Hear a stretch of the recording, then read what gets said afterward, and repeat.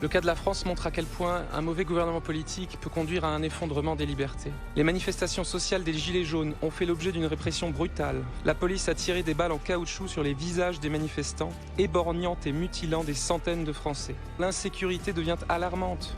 Fusillades, trafic de drogue, agressions dans les rues. Les Français sont sommés de se résigner à l'insécurité et à une immigration incontrôlée.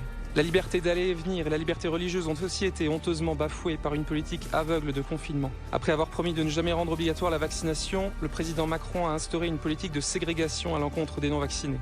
Le système de santé traverse une crise sans précédent. Le gouvernement ferme des lits d'hôpitaux et s'apprête à proposer l'euthanasie aux personnes âgées et souffrantes. Alors que le nombre d'avortements n'a jamais été aussi élevé et continue de saigner le peuple français, M. Macron veut en faire un droit constitutionnel. Alors que le niveau des écoles publiques s'effondre, que l'on y parle plus d'éducation sexuelle que de mathématiques, Emmanuel Macron interdit aux parents d'instruire leurs enfants à domicile.